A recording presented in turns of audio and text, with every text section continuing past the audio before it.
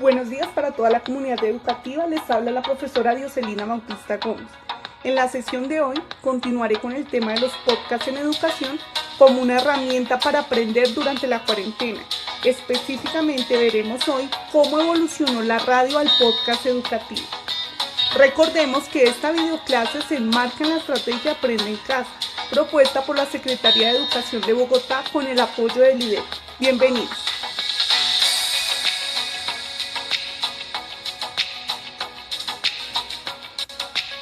En la sesión anterior les mencionaba que el entorno escolar no puede alejarse de los avances que la era digital nos ofrece.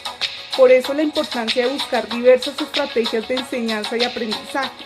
Una de ellas es el podcast, que son archivos multimedia, específicamente audios distribuidos en servicios digitales. Los podcasts en la educación promueven el desarrollo de habilidades verbales en la medida en que son un recurso para contar historias y expresarse de manera oral. Escuchemos un ejemplo de la historiadora Diana Uribe, quien nos habla de la literatura en tiempos de pandemia.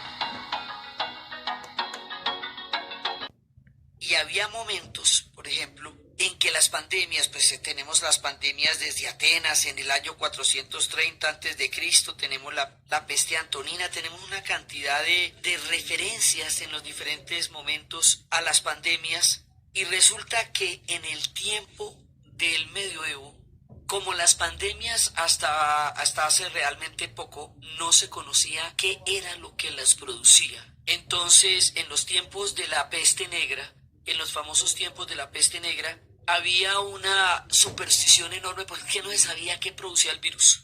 Entonces, se sabía que existían los virus tampoco, no se sabían cuáles eran los agentes transmisores, no se sabían que venían de las pulgas, que venían en las ratas, no se sabía qué era lo que producía, y el desconocimiento y la ignorancia profunda daba paso abierto a todo tipo de prejuicios.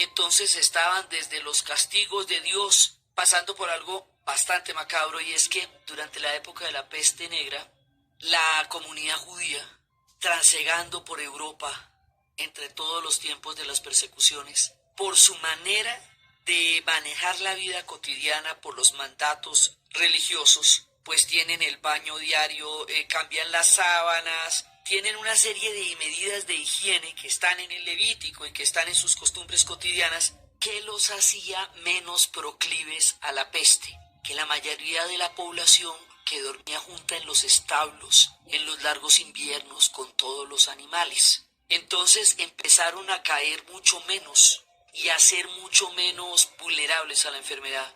Y en tiempos de la superstición se creía que los judíos sufrieron muchas persecuciones en el medioevo porque no reconocían en Cristo al Mesías, y llegan a un mundo totalmente montado sobre un esquema religioso único.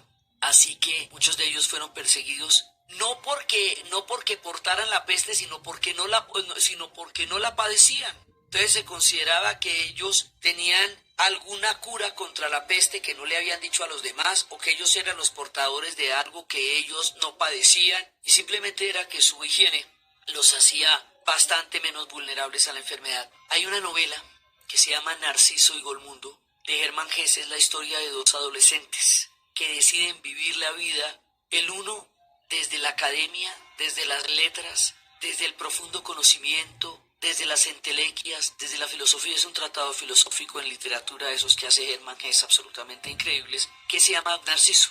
Y otro personaje que lo hace desde la vida, desde la vivencia, desde el amor, desde los sentidos, desde lo físico, desde el encuentro con la naturaleza humana en todas sus formas, desde los grandes viajes y desde los grandes caminos. Y ambos van comunicándose en una amistad que dura toda la vida.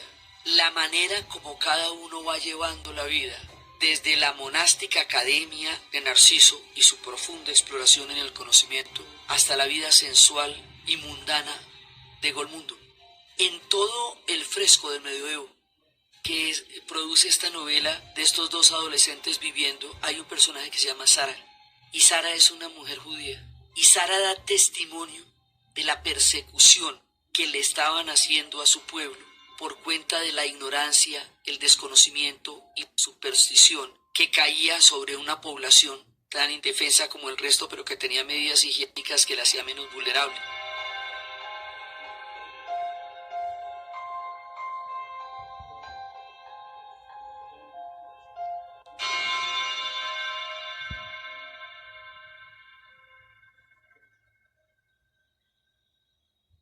Les cuento esto no solamente porque vale la pena leer a Narciso y Golmundo, sino porque el echarle a un grupo humano, por cualquiera que sea la circunstancia, por la superstición, por el oscurantismo, por el antisemitismo, o cualquiera que sea el estigma por el cual uno de los grupos humanos se ve objeto del rechazo, la estigmatización o el odio, no sirve.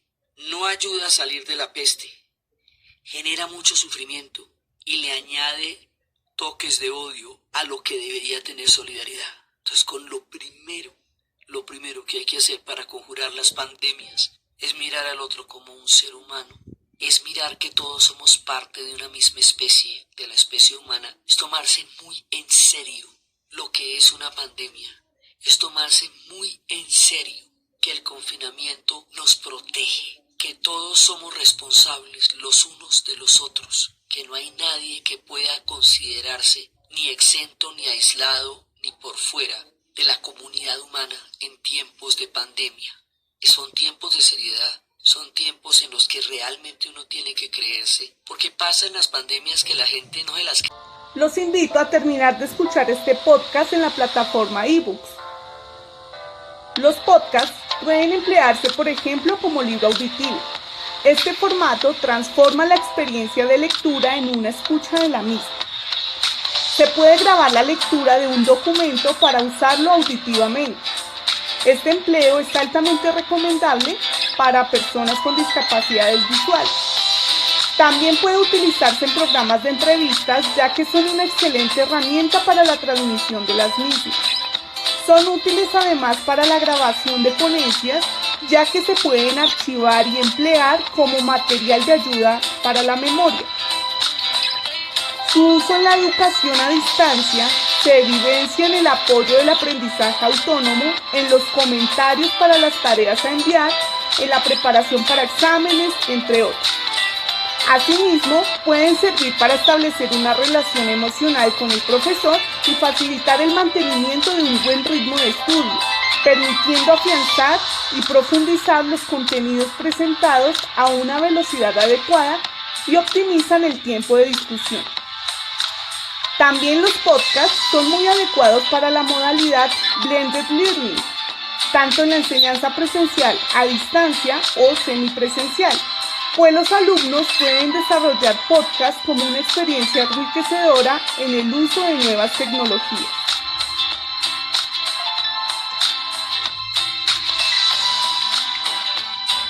A continuación escucharemos otro ejemplo de los relatos de misterio y suspenso a manera de audiolibro.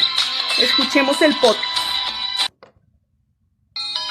Baúl de Libros presenta Relatos de Misterio y Suspense. Hoy presentamos La Patrona, escrito por Roald Dahl, voz de Javier Matesanz. La Patrona es un relato de terror del escritor inglés Roald Dahl, publicado en la edición del 28 de noviembre de 1959 en el periódico The New Yorker y reeditado en la antología fantástica de 1979, Cuentos de lo Inesperado. La Patrona relata la historia de Billy Weaver, quien viaja a Bath, Inglaterra, para ocuparse de negocios personales. Allí conoce a una señora dueña de un optimismo hipnótico, inexplicable, y cuya gran pasión en la vida es la taxidermia, es decir, embalsamar mascotas y pequeños animales, aunque parece estar lista para intentarlo con criaturas de mayor envergadura.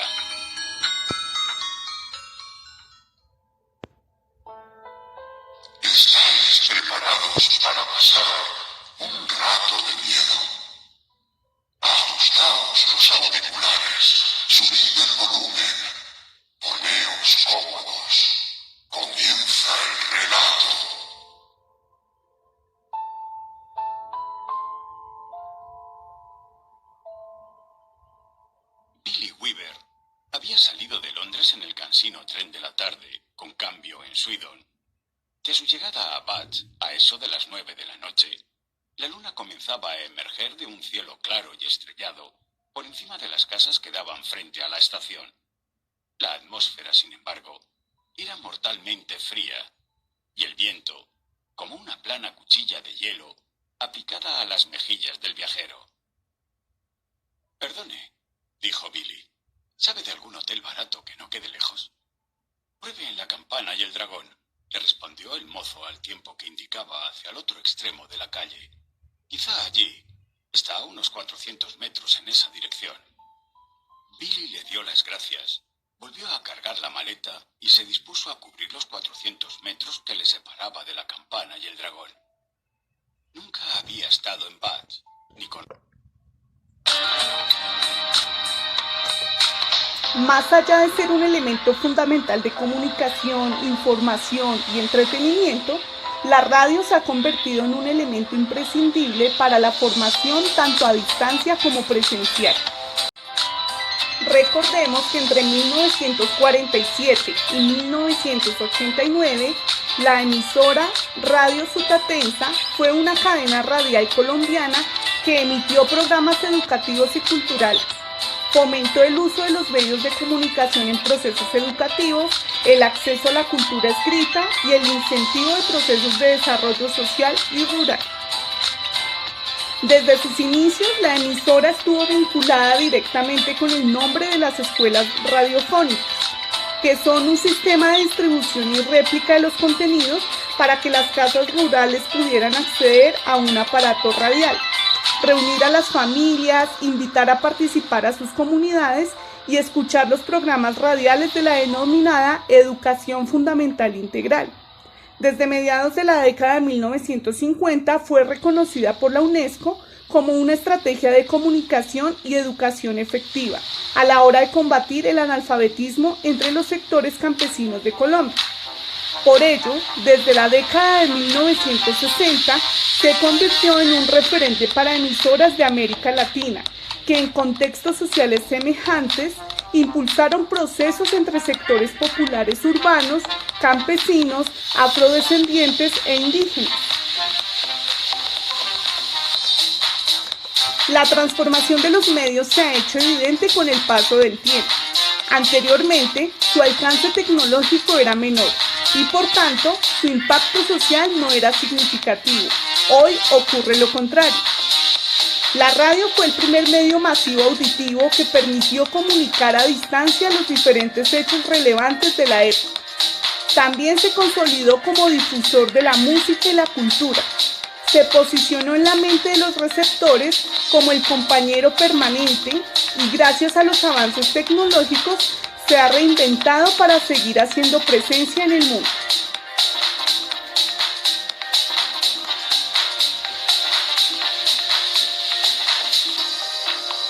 Vamos a hacer una breve reseña sobre la historia de la radio. La radio como medio masivo de comunicación empezó a transmitir en la década de 1920. Antes ya funcionaba como un sistema de comunicaciones interpersonales a larga distancia.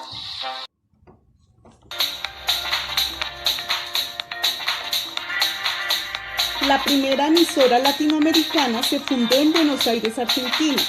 El bajo costo de los aparatos receptores y su capacidad de llegar a lugares alejados, pues sus ondas se transmiten fácilmente y tienen un gran alcance, permitió el auge de la radio.